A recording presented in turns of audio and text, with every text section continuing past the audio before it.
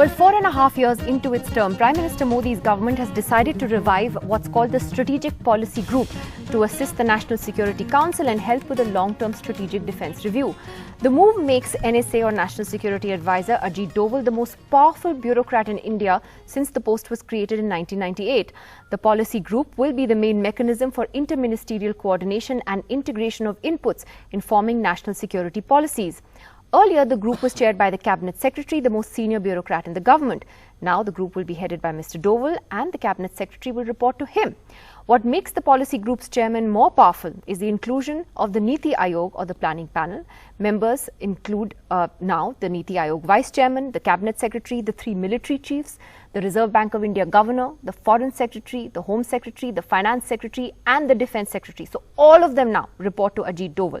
The secretary of the Department of Defence Production and Supplies, the scientific advisor to the defence minister and the secretary of the Cabinet Secretariat will also be on this panel.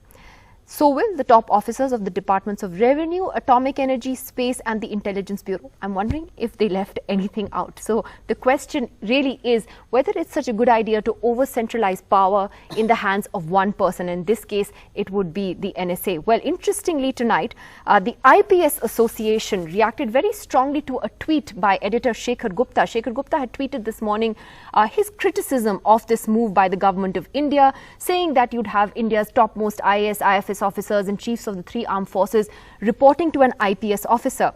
In an unusual tweet, the IPS Association has tweeted saying that the NSA is there because of his proven track record on national security. It's an MOS rank post. No rules have been broken except, Mr. Shekar Gupta, those imagined by your outdated and mischievous mindset, which is perpetrating caste hierarchies in the services. This, mind you, is the official handle of the IPS Association. Well, joining us here to talk about that tonight, we have Ajay Shukla, who is of course a well-known defence analyst and has been a journalist. Lalita Kumaramangalam of the BJP is with us. Mr. Ajay Dua, who's been a bureaucrat, is here in the studio with us, and Pawan Khera of the Congress as well.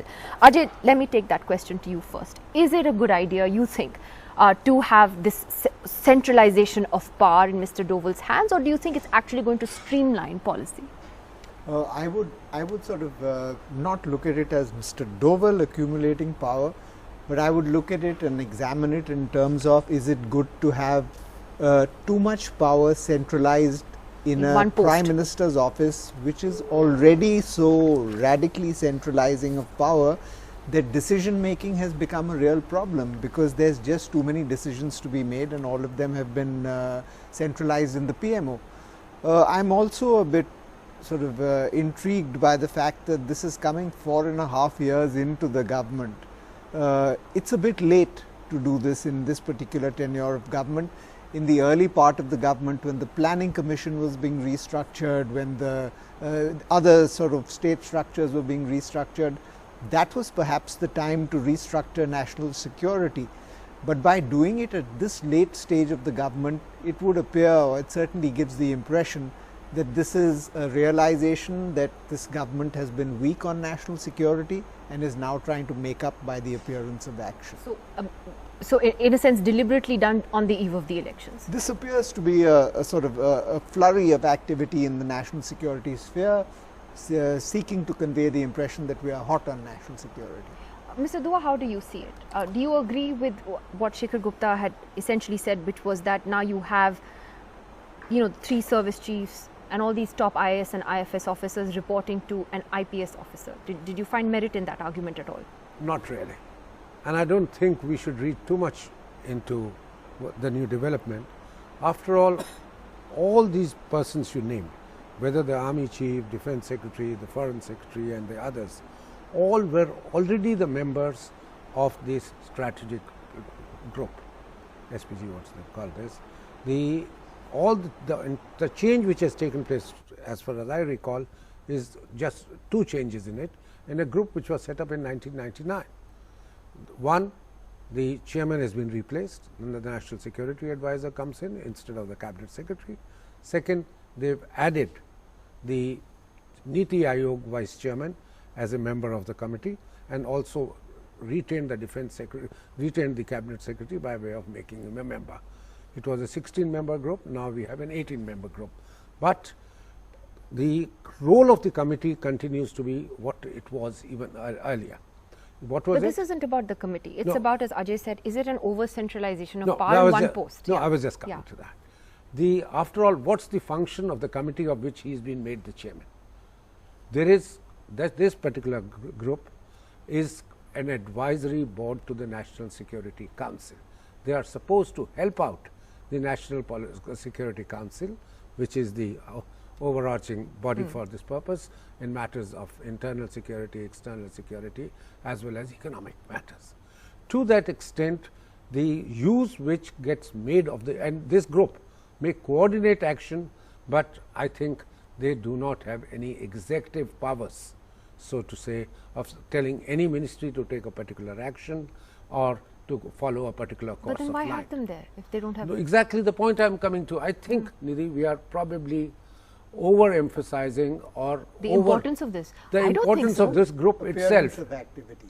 Yes. So not actual activity. I don't Not know. too I much. don't know which is worse then. Yeah. But Pawan Khera, quick comment. Maybe Yeah. in the long list that you read out, who all would be reporting to the NSA, I didn't read editors and opposition leaders, and I hope we are all not supposed to be reporting to him. He's an operations guy. He may have been a very good operations guy. I'm not too sure about that. Maybe he has. When the only tool you have is a hammer, every problem will look like a nail.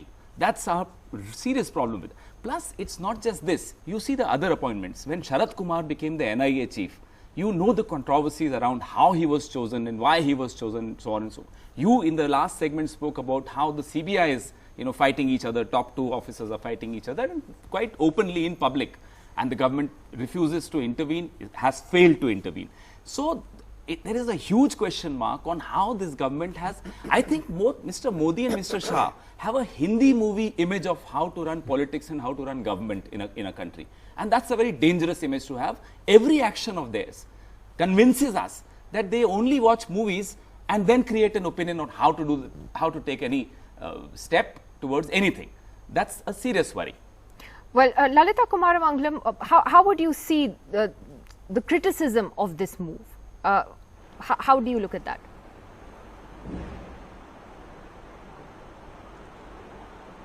Yeah, well, let me make a couple of things very clear. I quite understand why the Congress is forced to criticize any move Mr. Modi makes, but that's besides the point. The point here is that, as was pointed out earlier in the program by one of the other panelists, this is a recommendatory body. They are not here to make executive decisions. And you have a whole slew of extremely powerful men who are members of this body and were members, at least those in those posts, were members earlier too. There's really been only one significant change. That is that the NSA has replaced it as the head, but the cabinet secretary is also included, and that the second change is that the vice chairman of the Niti Aayog has been brought in. Now, I think the assumption here is we are only talking about defense security, but I have a feeling that security, any country's security doesn't just extend to defense. There are a lot of other issues which need to be taken into consideration. Though it is primarily defense they may be looking at, they will continue to be a recommendatory body.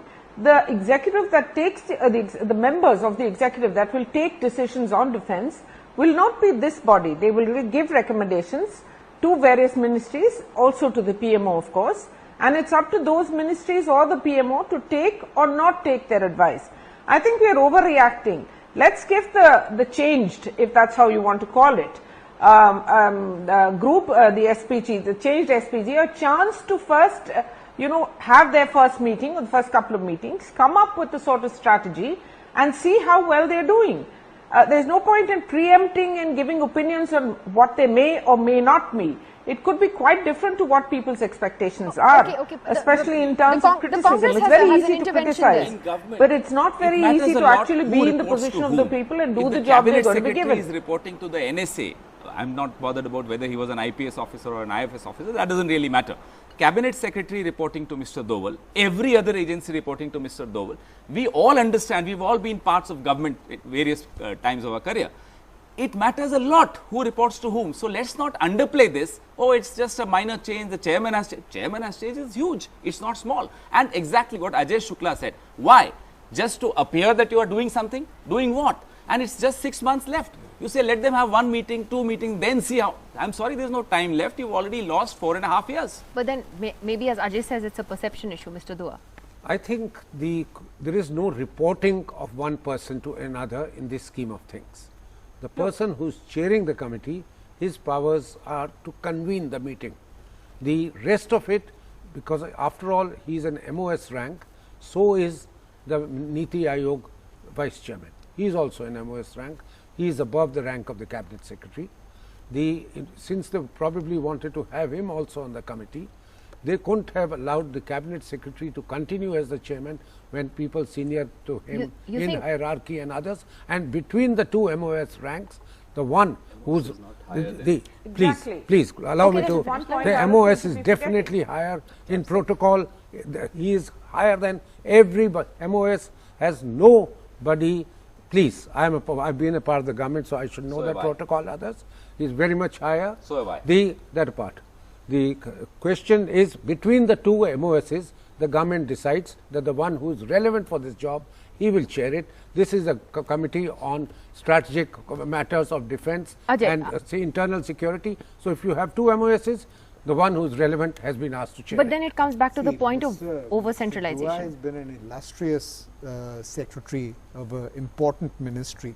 I would urge him to just go and talk today to the secretaries of the various ministries, which I am sure he meets. A lot of them have key decisions that are held up because they have gone to the PMO and are in line in the PMO waiting for the attention of already a hard-pressed group of bureaucrats there. Now what you are doing is you are adding another layer of decision making, another committee. Now this is, it's just going committee to add existed. a particular drag to the system. And let me also point out that a lot of these committees are redundancies. You used to have the National Security Advisory Board, which had all Yeah. a spectrum That of kind of got disbanded, opinion yeah. feeding in. Now that has been mutated and it functions now as a 3-man body, if I am not mistaken, or a 4 or a 5-man body, and you've produced another body over here that do it. So you've got the National Security body, And then you have this body. You've SPG got was the always China, there. You've got the China study group, which Right. used to make decisions on China. Now that's being replaced by another group that is making these. You had the Institute of Chinese Studies, which is a Right. think tank. Now you've Now you got have this. another one.